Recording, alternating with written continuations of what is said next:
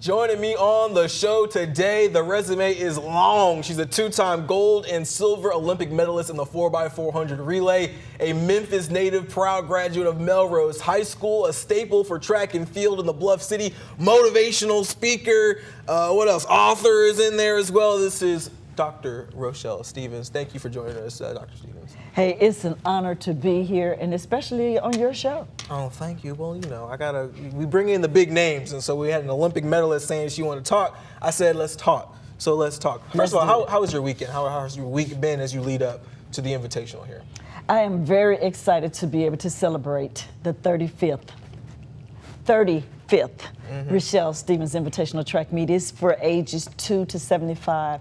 I am very passionate, committed, and dedicated to continue to give back to the youth of our community and to make sure that they achieve their dreams just like I achieved mine. Let's talk a little bit about what that dream looks like. Let's jump into the big idea for the day. Coming up this Saturday, 35th Annual Rochelle Stevens International Track Meet, designed to expose high school students to college recruiters and to formal track competitions. But as she said, it goes all the way from 2 to 75. The event held every year certifies young runners for the Junior Olympics, Senior Olympics, and the Olympic trials. Dr. Stevens, kind of before we get into the Invitational, let's kind of let people understand who you are.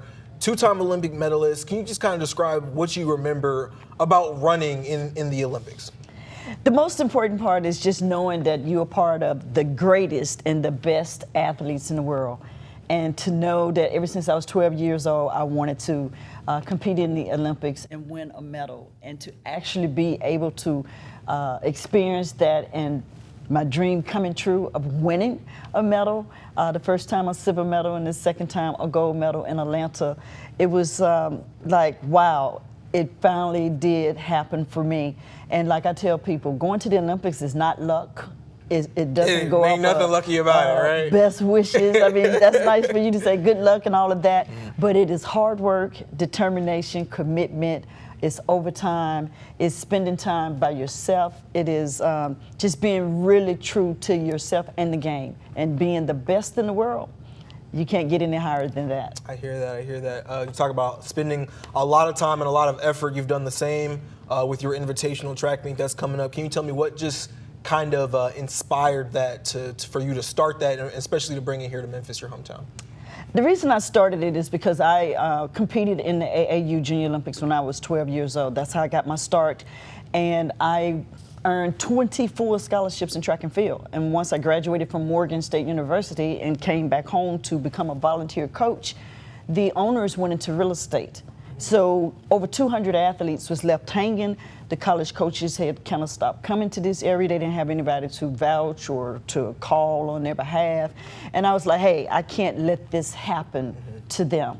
And so I formed the Rochelle Stevens Foundation. I was only, 23 years old when I started it, and invited all of the coaches that I was connected to come to here to recruit, because they were like, well, if you came out of Tennessee, I'm sure some others. So the coaches like from University of Tennessee, Florida, Hampton, of course, Morgan State, Arizona State, these coaches come to this meet, Temple University.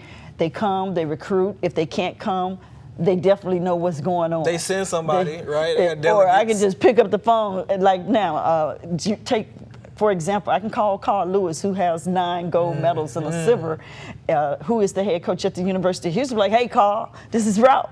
I got an athlete. You interested? It's not hard for me to call because most of the coaches are my colleagues. And so it's a great connection for the young people, especially if you are a late bloomer, because those scholarships are normally gone by April.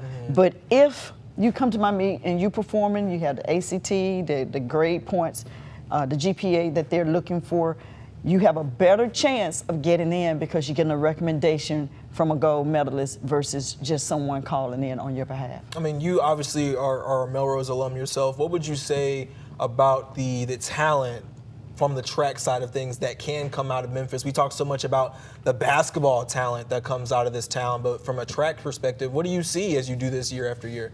Actually, we have 2 gold medalists out of Melrose. My teammate Sheila Eccles was the one that gave Flojo the baton in 1988. We were teammates at Melrose.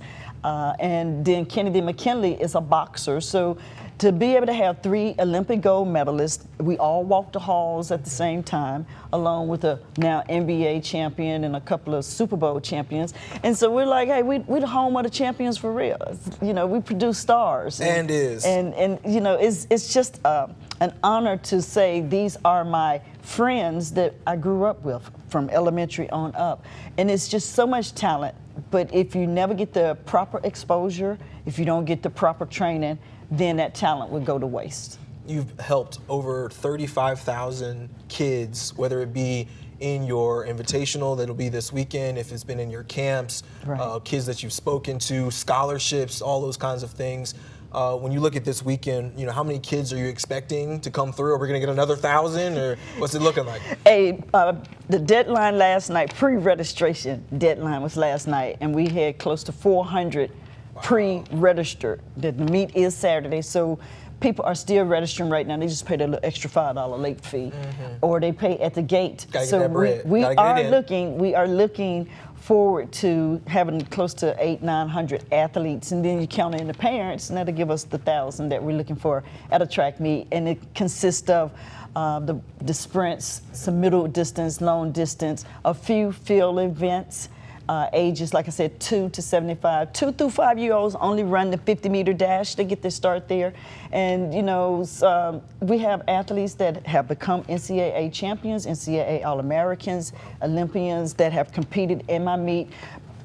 Hundreds have received scholarships. So we're looking at, some of them may not want to run track or keep running track. So we have added additional educational pillars to it. So Concord Career College will be on hand. Great, University of Tennessee Health Science and all of their divisional schools like dental, pharmacy, and et cetera. Those schools will be there. Lowe's is our major sponsor. They will be taking applications for jobs for the summer.